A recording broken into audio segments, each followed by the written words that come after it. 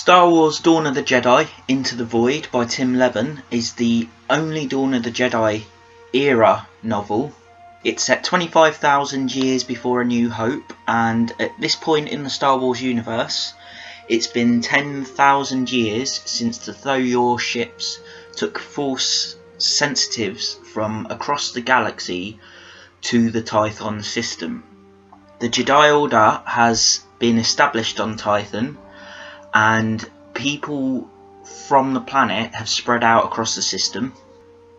10 years before the novel, The Despot War, a war between the Jedi on Tython and Queen Hadia's non-Force sensitives from other planets in the system, ended with Queen Hadia being killed. From now on, I'm not calling it Jedi, I'm just going to call it Jedi. Nobody knows how you're actually supposed to pronounce the way it's spelt in the book. It's Jed apostrophe Aii. Some people say Jedi, some people say Jedi, like Hawaii. I took to Jedi because in Attack of the Clones I quite like the way when when Count Dooku is talking to Obi-Wan Kenobi when he's imprisoned. There's a way Christopher Lee pronounces Jedi, and he actually says it Jedi, and I quite like that, so that's the way I've been reading it in my head. But just for this review, I'm just going to call it Jedi, because I don't want to sound like an idiot like everybody else. Lannery Brock is the main protagonist of this story. She's a Jedi Ranger, which is the equivalent of a Jedi Knight. She heads home to Tython, the original planet of the Jedi, because she's been recalled by the Jedi Council for a very important mission. So Lannery, who's been in space for nearly a year patrolling the Tython system, takes her ship, a class known as a Peacemaker ship, which seems to basically be the same sort of size as the Millennium Falcon. It has a living area, freshers, that sort of stuff. It's designed for some time in space. It's not like an X-Wing or anything. And it's capable of long-term space journeys. So she takes her ship back to Tython. Straight away, something doesn't add up to me about Lannery Brock. It just doesn't make any sense. She's the equivalent of a Jedi Knight. Not a Padawan, a Jedi Knight. But when she meets the Jedi Council, she decides to probe some of their minds? What? Some of the council members were masters she's never seen before, and I understand the curiosity. But it just isn't in character with someone of that rank. I just can't imagine any other Jedi in the history of all the Jedi I've ever heard about probing the mind of a council member when they first meet. It just shows a complete lack of respect, and makes me wonder why so many of the council members regard her so highly if that's the way she behaves in front of the council. Anakin Skywalker, he's a bit of a rebel, he goes down his own path. Even when he was a Jedi, he had his own unique personality, and he didn't mind bending the rules a bit. But even him, I can't imagine as a trained Jedi the first time he meets some of the council members that he's never met before, and instead of saying hello, being respectful, listening and getting to know them as masters, just mind probing them. It just makes no sense why she did this. Just no sense. The council tells Lannery that a madman has been seeking a way out of the Tython system using untested and unknown ancient technology, which could potentially destroy the system. At the moment, people can't get out of the Tython system because they have to go through the core, which, if you've read the Jedi Academy trilogy, and you know about the Maw installation and how you get there. You know it's full of black holes and all sorts of trouble. You can't fly through it unless you have a map or you're force sensitive. The core is very much like that at the moment. It's not the way we know it later on in the Star Wars universe, where it's just planets like Coruscant and stuff. It's a hectic mess of space. It's, if you've seen Enterprise, Star Trek Enterprise, it's kind of like that. You know, when they go into that unknown region and space is folded over on itself and there's issues with gravity and space-time, it's very much like that. So they can't fly out, although I don't know why they can't if they're all force sensitive, but it makes no sense. But within the confines of this book, even if it's not, doesn't fit with the rest of the Star Wars universe, they're just trapped within the Titan system. The council informs her that the madman is Lannery's brother, Dalian Brock, who everyone believed to have died 9 years before. She accepts the mission, and on her way to her ship, she's given a data cube by a few children who tell her it's from Master Dan Powell, who was just in the council meeting. She goes back to her ship and loads up the data cube, where Master Dan Powell tells her to find a Twi'lek called Trace-Ana on Kalimar, as he will help her in her task. So when Lannery arrives on the planet Kalimar, she sets out to find this Trace-Ana, but she senses she's followed. But she can't seem to find out who's following her. Eventually she draws out her tail and realises it's an Ogiri, a member of an assassin warrior race who, if you know the Thrawn trilogy, you know what I'm talking about. The Nagiri runs, killing a family of passers-by to slow Lannery down, but she gives chase and catches him, but not before he uploads some photos of her that he'd been taken. When she does catch him, he blows himself up, much like in the old war movies, where rather than be captured and interrogated, soldiers or spies would take a cyanide pill, guaranteeing that they can't give up any secrets because it kills them. Lannery only survives by using the Force to shield herself. She's arrested and held, but with a bit of Force manipulation manages to be set free. She finds Trace-Ana in the dive bar Master Dan Powell said he would be. He's not a normal Twi'lek.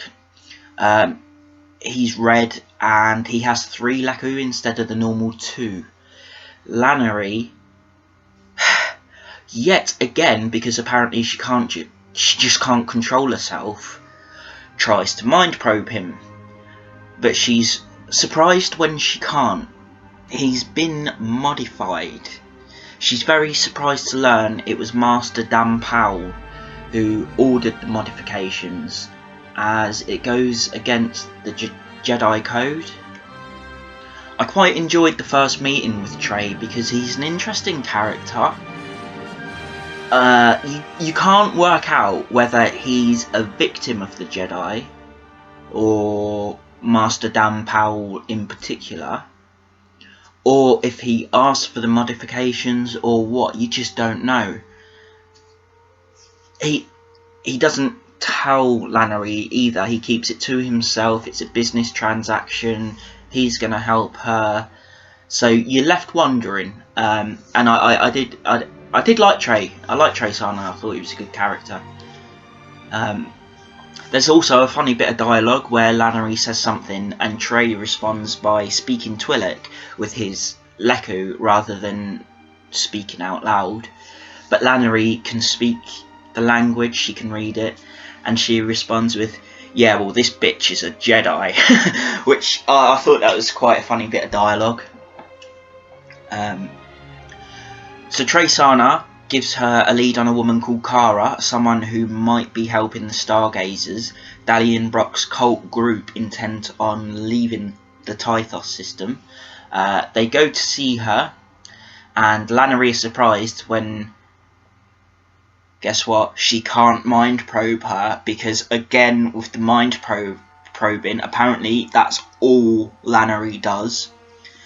Kara is a massively obese woman with modified lengthened arms, so she can reach like a whole body, and she sits on a hover platform. Now, to be honest, when I read Kara's description, I thought of the Hutts. I was thinking, and there's no way to know if this is the intent or what did happen, but I was thinking that maybe this is how the Hutt race started. Maybe they started as humans who were so obese and have modified themselves over thousands of years and generations that they just became the Hutts. They just became like that. Their bodies evolved. The modifications were no longer necessary, and they just became the Hutt race. Who knows? It's not made clear in this book at all, so it could go either way. Kara admits she funds the Stargazers and lets them use empty buildings she owns on Kalimar for meetings. When Lannery tried to probe Kara's mind, Kara was able to shield herself from Lannery, which is something usually only those trained in the Force can do. So Lannery realises Kara was once a Jedi. Kara explains she was from Tython, but the Force has gone stale in her and isn't with her anymore. It's not clear when you read it exactly what is meant by gone stale. It's not a bad thing, I liked it, it added a bit of mystery. It doesn't mean the Force is no longer with her. Does it mean she turned away from the Force? Is it a naturally occurring thing, or is it because of the amount of modifications Kara's done to herself? It's not clear. But rather than being frustrating, it's an interesting question, one that as a reader you hope to get an answer to later. And you kind of do, and you kind of don't. You can put 2 and 2 together and work it out, but there's no guarantee that that is what happened to Kara. It's just something that makes sense for it to have happened to her, but it's not necessarily what did happen. Lannery doesn't know what she means by gone stale, but she has to leave quickly because Kara's security is coming to remove them. So Trey knocks Kara out. Before leaving, Lannery searches Kara's apartment and finds a hidden room where she finds a journal of an ancient Tython explorer who explored the depths of Tython, the old city, which is like an underground part of Tython from a previous civilization that had lived on Tython. This explorer went missing, but he must have come back, Lannery realises, because this is his journal. And how could his journal of his explorations, how could he have written it, and how could it have come back to civilization if he didn't? So she knows he came back. She reads it, and he's been exploring the depths of the ancient city where the ancient Gree technology is located. This is the same technology Dalian Brock plans to use to escape the Tython system. Lannery and Trey escape Kara's building under fire, jumping out of the window and landing on her Peacemaker, which is being piloted by a droid which is called Iron Hulks. They travel to an ancient temple on Kalimar that Kara owns, expecting to find Dal. But when they arrive, they can see the Stargazers were there. There's like bowls of food, still warm, wet hanging clothes, that sort of stuff. So they can tell they've just missed the Stargazers. When Trey goes about finding a trail for where the Stargazers could have gone, Lannery is looking for evidence of Dal, because she's still not convinced he's alive, and even if he is, she's still not convinced he's the leader of the Stargazer sect. She finds an eaten fruit in one of the quarters, with its seeds laid out in an incomplete circle. When they were kids, Dal used to eat the fruit and put the seeds in a complete circle. So in Lannery's mind, there's no doubt it's Dal. She knows it's an incomplete circle because the Stargazers rushed to leave because they knew Lannery was coming. But she believes now that it is her brother. Trey comes running past her, telling her to run because the Stargazers have left a bomb for them. I like the touch about the seeds. It humanised Dal and it rubs off on Lannery. She's not just hunting for a bad guy. This is her brother. She knows him and loved him, and she's not entirely sure how she's going to face what's coming. Her versus her brother. She knows that's where it's going to lead to now that she knows it is him. And it kind of plays on her mind a bit, and I did like that bit. They barely escape the temple and leave Kalimar. Trey had found communications from the temple on Kalimar to the planet Nox, so they head off to Nox. Nox is one of those overused planets. Thousands of years of nothing but manufacturing have made the atmosphere green and poisonous. It's the kind of place where the cities are covered in huge metal shields to protect the people from the atmosphere, so they all live inside these bubbles basically. During the Despot Wars, it was a place of contention. Some cities sided with the Jedi and some sided with Queen Hadia. As a result, even though the war is over, skirmishes between the cities still occur. Lannery and Trey enter the seedy city and find an information broker from Trey's dangerous past who tells them they can find the Stargazers in the central column below the city, underground. This information comes at a high cost though, and apart from money, the broker exudes a very childlike, very childlike Hannibal Lecter vibe. For every bit of information he gives Lannery and Trey, he seems to want something more in return, a bit of personal information, like why the information he's giving matters to her personally. It's not just about the money, it's about that getting inside Lannery's head. And that's a very Hannibal Lecter trait to give a character. I like that he's written as a kind of sinister, psychological, manipulative character. But the problem is, he's not in it long enough for me to really get anything from him. And as a result, he comes off kind of kiddie because there's no depth to him. If he'd been in the book longer, he would have been an interesting character. But all of his dialogue combined it's probably like one page, both sides of one page. That's it, out of like a 230 page book. And that's the problem. You can't get depth in characters if for an entire story they get two sides of a page and that's it.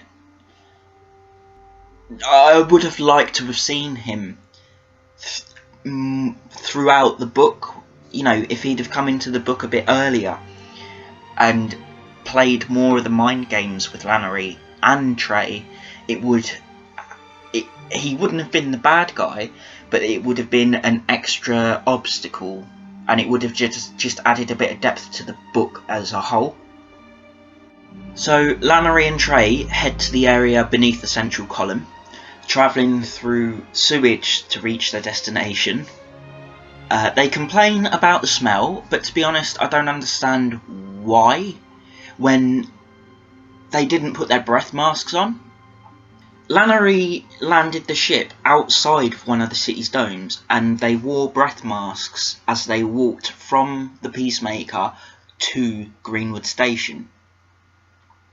So I don't understand why they're not using them at this point. It doesn't make any sense, and it just seems to be there so that they can moan about how horrible this part of their adventure is, when they've got a perfectly good solution for this problem. It just makes no sense. A lot of this book makes no sense. It's just, I don't know. It's just a book that makes no sense. Anyway, this is where the end of the book starts, and it's split into 3 parts. The first part is on Nox, and the second part is on the planet Sunspot. Dal is waiting for them in the central column. He knew someone would come, but he didn't realise it would be Lannery. It doesn't matter to Dal that it's his sister though, and he knocks both Lannery and Trey out. When Lannery comes to, she has an interesting conversation with Dal and manages to plant a tracker on him. Dal reveals he has Kara's old Jedi sword, because they don't have lightsabers just yet. They're still using metal swords, and he's ordered one of his subordinates to kill certain officials on Nox, leaving the sword in one of the bodies. He then sent news to the other cities on Nox that a Jedi was in Greenwood Station and has been working with the station since the Despot Wars. So essentially he's setting Lannery up by leaving the sword in one of the bodies, and he's also setting the stage for what happens next. With the contention among the cities about the Jedi and this news, it's enough to start a full-scale war. Lannery and Trey escape Greenwood Station, but the place has become a war zone. There's actually a little discussion where they debate what it is, and at first they think it's an invasion, but it's not. It's a massacre, a destruction. They're trying to wipe Greenwood Station off the planet completely because they believe the station was working with the Jedi. Other cities sent massive ships and droids to destroy the city. They managed to escape, following the tracker Lannery placed on Dal to the planet Sunspot. I like the way Dal managed to manipulate cities into a war. A few deaths, a sword being left in the right place, and a few choice words in certain ears, and he's brought the planet into total chaos and destruction. I like that. I also like that he did it for 2 reasons. The first being to kill Lannery so she can't stop his plans, and the second being to cover his tracks. Dal isn't a Force user, and he isn't inherently evil. You know, he's not a Vader character or a Grievous character. He's a man on a mission. So I like the reasoning behind these actions that caused millions of deaths. He's a man with a purpose, and if Lannery tries to stop him, he has no qualms killing millions. But from his point of view, he only needed to kill them because Lannery wouldn't leave him alone and let him get on with his own business. For Dalian Brock, it's not about causing mayhem, it's about having the right to go beyond the Tython system, even if other people don't want him to. From Dal's point of view, he's doing the right thing. He has utter faith that his device will work, even though everyone else seems to think it might destroy the Tython system. I like the different perspective he has, and that it's not just him being evil or taking over. at his heart, he just wants to go home. That's it, and that's not an evil thing, and I like that he's not written as a big villain. He's just a guy with a purpose. So Lannery and Trey chase Dalian to Sunspot. It's a mining planet with a scorching sun and a very close neighbouring planet. When the two planets get too close, the atmosphere becomes chaotic. Just like if the moon came too close to Earth, we'd have issues with the oceans. It's a bit, you know, they take artistic license in the book. You're talking about gravity issues, lightning, force, essentially like a force storm, but not a force storm. Lannery chases Dal into the mines, where he charges the device he plans on using to leave the system. The device actually charges itself. It creates its own dark matter, which is the power source, but it does it itself, and I thought that was quite interesting. The two have a minor face-off, and Dal shoots Lannery in the chest. Dal escapes and Trey goes in after her to pull her out. She's dying, but she shielded herself with the Force. So the blaster only destroyed part of her chest, not all of it. Trey drags her to the ship, where Lannery reveals she's been conducting experiments that draw her quite close to the dark side. She's been growing a form of herself. Grown from a few of her own cells, it seems to be a brainless, non-sentient mass of muscle and tissue. Now, the previous chapter was called Alchemy of the Flesh. I honestly have no idea why, when this is the chapter when Lannery reveals the Force-enhanced alchemical flesh experiment. Must be an editing error or something, but it just makes no sense.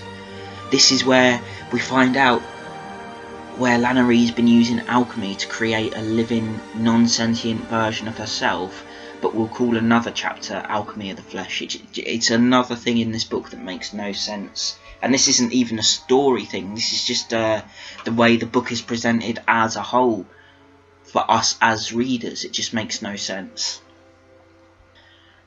Lannery, with a massive hole in her chest from Dal's laser blast, uses the experiment. She uses the Force to fuse part of the flesh onto her chest wound, healing herself. It's an interesting concept, and it was interesting to see Lannery's experience of growing so close to the dark side. The sense of Bogan bearing down on her, and no sense of Ashla at all. She literally senses the dark and light as moons, which I find interesting. She doesn't sense them as dark and light. When she feels she's leaning towards one side or the other too much, she visualises the actual moons, and it's an interesting concept and a fresh way of looking at the Force, which I quite liked. And I quite liked the experiment. So Lannery wakes up and tries to help Trey, who's been dying of poisoning from the polluted atmosphere on Nox, but she doesn't have time to help him before she gets to Tython, the final setting of the book. When Lannery's peacemaker arrives at Tython, a huge force storm is occurring, and she's not sure if it's because Dal has started his machine, or if the planet itself is just having a force storm. On Tython, the people are used to force storms, because when something becomes out of balance, force storms occur. So they're sent to Ashla or Bogan to meditate, center themselves in the Force, and then come back, and then Tython's fine. Everything has to be in balance on Tython, otherwise force storms happen. So Lannery's not sure what's happening, if it's Dal's machine or if it's just a normal force storm.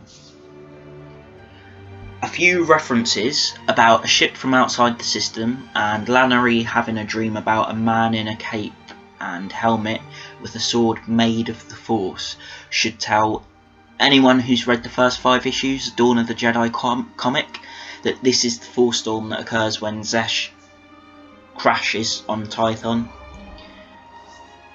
So Lannery manages to land her ship and gives chase to Dal on foot. I like the ending.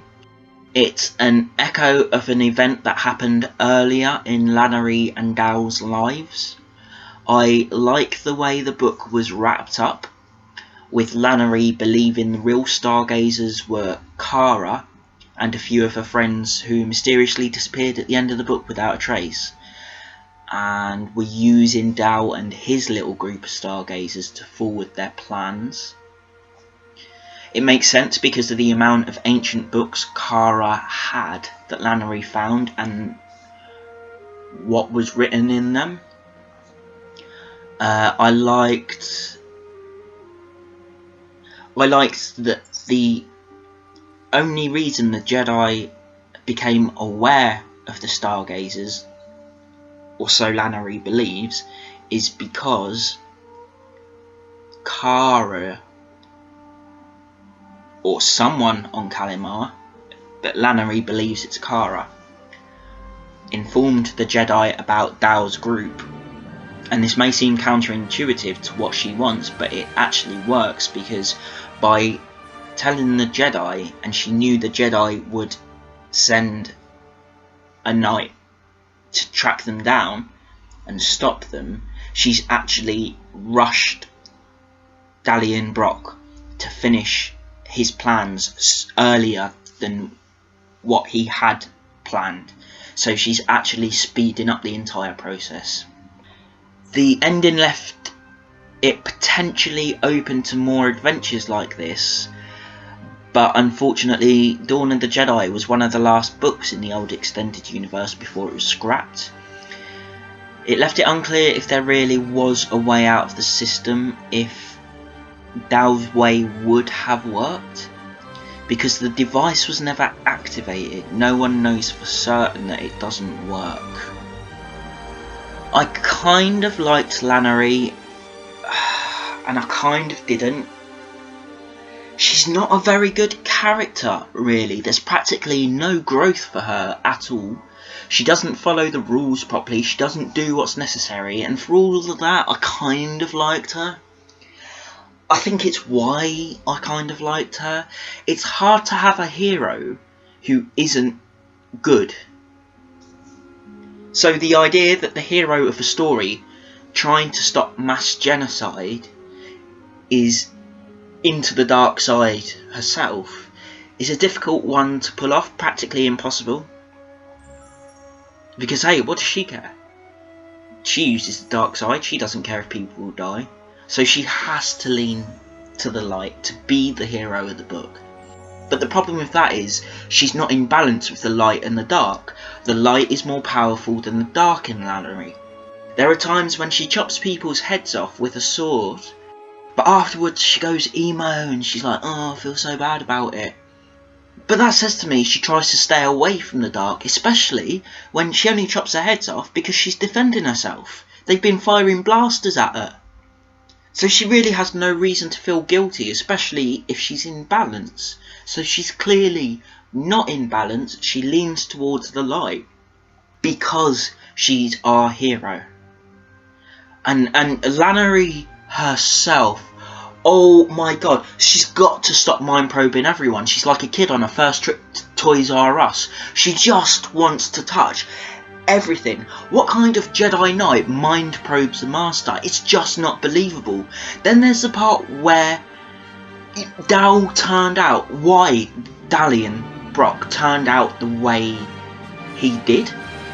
As a kid, he hated Lannery touching his mind with the Force, and she hated when Lannery, she used to put images in his head. Alright, fine, they weren't horrible images, they were nice memories and stuff, but she used to force images into his head, and she used to read his mind. I'm not surprised Dal turned out the way he did. If his sister is going to play head games like that, if somebody did that to me, I would turn away from people like her. And after all of that, you would have thought she'd learnt her lesson. But no, I'm pretty sure she mind probes at least 3/4 of the characters in this book. And I'm not exaggerating, 3/4. It's ridiculous. It's yet another thing about this book that makes no sense. It shows no character growth in Lannery, because she knows that this is part of why her brother turned out the way he did. But did she learn from it and decide to dial back on the mind probing a bit? No, she mind probes everybody. It's ridiculous. It's poorly written. There's so many inconsistencies that come from the writing. The rinse and repeat writing. Oh my God. I'm pretty sure some of the chapters in this book were just copied and pasted with a few things changed and a new planet added every now and then just to change the setting. It seems like every chapter it goes in a certain order. They're on the Peacemaker. Trey says something and then Lannery, quote unquote, tries not to laugh. Then Lannery rolls her eyes. It seems to be every chapter, and it gets so boring reading the same thing a dozen times in one book. So there's no character growth, a lot of the stuff doesn't make sense, and the chapters are very repetitious. So did nobody read this book before it released and go, hang on a minute, this is crap, write it again? Because they should have. I'm telling you right now, they should have. Pretty much every chapter of the book has a memory of Lannery and Dal going on their great journey, which is a rite of passage for the Jedi. I actually quite liked the memories. They travel around all the caches on Titan, which are like the temples, but they specialise in something like fighting or science or art, something like that. I found these to be quite interesting. It was interesting to see Dal's fall, but from Lannery's perspective, and it was a nice little side story to the main adventure, while still adding something to the main story. I did like it. I liked the use of present tense for the memories, as well as it broke up the book nicely, and it made you know you were in a memory sequence without the book having to tell you. You could just tell from the tense it was written in. So I did like that. But the problem is, all of it adds up. Chapter after chapter of Lannery having a memory, then Lannery and Trey in the Peacemaker having a laugh, but Lannery secretly thinking to herself how she doesn't trust him when she clearly does because she's so poorly written. Then going down to a planet, or just moving to a different spot on the planet they were already on. That seems to be about how 2/3 of the chapters of the entire book go. And it's boring when something is so repetitive. It's a shame, because when it's not copied and pasted, the chapters of the book can actually be quite interesting. The beginning of the book's interesting, the end of the book's interesting, the middle of the book, where every chapter is the same just on a different planet or a different place on the planet, is not interesting, and it's lazy. I'm sorry, there's no other way to describe it. It's not a lack of imagination. Tim Levin, apparently he's like a fantasy and horror writer. Well, clearly he has an imagination then, so what's his excuse for 2/3 of this book being the same chapter, just slightly different? There's no excuse, it's laziness, and I'm not impressed by it. Then there's Stargates. Whoops, I mean Hypergates. Had Star Wars reached such a low at this point that they needed to steal ideas from Stargate? I mean, come on, this is Star Wars, the daddy of sci-fi, or at least it's the daddy of sci-fi for anybody who likes to read the books, otherwise you wouldn't even be reading this book. So why try and copy Stargate? Because ultimately that is what Dali and Brock's method is.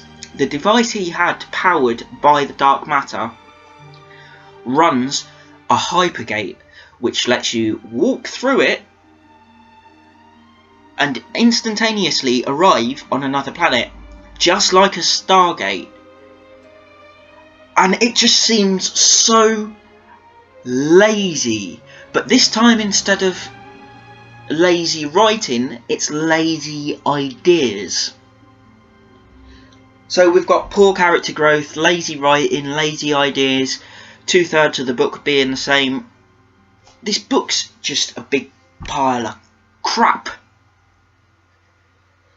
I did like Trey, but to be honest, he's your typical possible villain sidekick who turns out to be a decent guy. He's very cliche. It's just the only reason he appears to be bad is because he used to be bad and our hero is too quick to judge. He's a very vanilla character that only shines really because Lannery isn't particularly good and the writing isn't any good. I mean, the most depth we get about Trey is that he's kind of a mercenary now who started his own gang many years ago and killed a couple of people.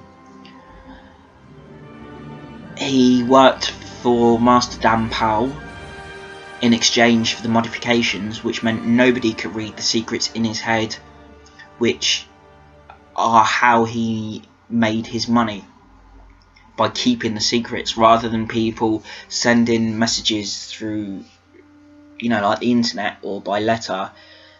Trey was trusted to keep them in his head, and now nobody can get them out of his head because of the modifications, not even a Jedi. That's it. That's Dow's character growth. That's his story. End of story. That's Trey. He's just a very vanilla character. There's not a lot of growth.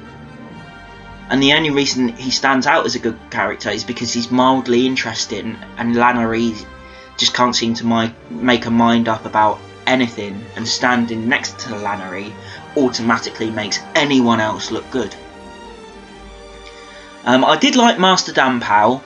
She had this air of mystery about her. She encouraged Lannery to experiment so close to the dark side because she believed she could still stay in balance. She's the one who secretly sent a message to Lannery about who can help her. Whenever she pops up, she always seems to be someone who could be genuine or could be a devious character and is actually helping the Stargazers.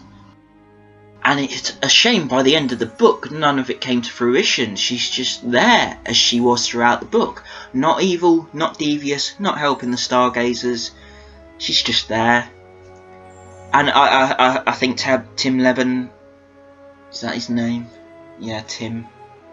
Is I think he's missed a trick there. He could have had a rogue Jedi Master helping the Stargazers because she believes it's time to leave the system. But he didn't. He wrote her as devious and possibly manipulative, and she wasn't. I feel like I've been shortchanged by liking the character. I don't know, it just doesn't make any sense. This book is just so lazy and poorly written. There was so much potential for this era of Star Wars, and it's a shame it was cut short. I honestly think it could have done as well as the original Tales of the Jedi and Tales of the Sith comics, because there's still like 10-15,000 years until that era of Star Wars. So there was a lot of potential that could have become something here. But it was cut short because of the scrapping of the old extended universe in favour of having a clean slate, which I'm okay with. And we got one awesome Star Wars film out of the old extended universe being canned. So I'm happy. and The Last Jedi looks amazing. I'm actually recording this the day after the first teaser for The Last Jedi was released, and I'm super pumped for it. Luke Skywalker, it's time for the Jedi to end. In my opinion, grey Jedi. He's going to be, or even if he himself isn't a grey Jedi, he's going to train Rey to be a grey Jedi, which is basically what you get in this book. Well, not what you get in this book, it's what Lannery is supposed to be, balanced between the light and the dark. So I'm super pumped for that. At the end of the book there was like a little 7-page mini story by John Ostrander, I think his name is. It's called Dawn of the Jedi Eruption, and it takes place just before the start of Into the Void. Basically, she's on a mission where she's got to rescue some kidnapped damsel in distress, and her and her partner do it, and then she gets a call from the Jedi Council telling her to come home for a mission, so she does, and then that's it. That's where it looped back into the beginning of the book, when she leaves at the end of Eruption. That's where she starts her journey going back to Titan at the beginning of Into the Void. It's 7 pages. I mean, I didn't particularly care for it, but whatever. Overall, I have mixed to negative feelings about Into the Void.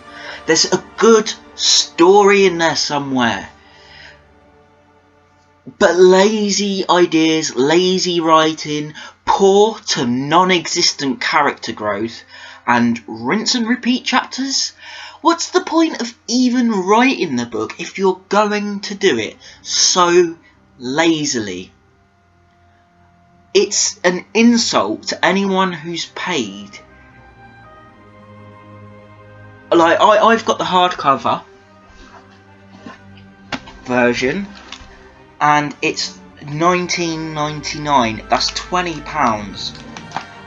Seriously, don't even buy the paperback version for £7. The story, the characters, the writing, it's just so lazy, and it's an insult to anyone who, 1, likes Star Wars, 2, likes the Star Wars novels, and 3, is willing to pay for this crap. People pay good money. These books ain't cheap, and this is the best Tim Leben could do.